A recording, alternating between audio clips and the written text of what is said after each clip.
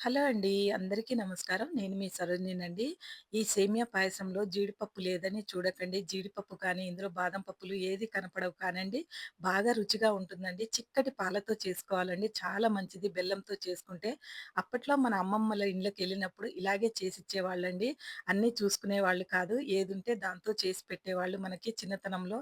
అప్పుడండి సగ్గుబియ్యం చక్కగా చిక్కటి పాలల్లో వేసేసి సేమియాలు ఏంపేది కాదండి మా అమ్మమ్మ. ఏంపకుండా చక్కటి బెల్లమండి. అప్పట్లో పగిలేది కాదు. మంచిగా తెల్లగా ఉండేది బెల్లం. పసుపు కలర్‌లో ఉండేది. చాలా మంచిగా ఉండేదండి. ఆ బెల్లం దాంతో చేసి పెట్టేదండి.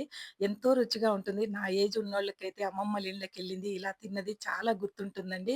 అందుకే అది ఇప్పుడు మా ఆయనకి కానీ, నాకు కానీ చాలా ఇష్టమండి.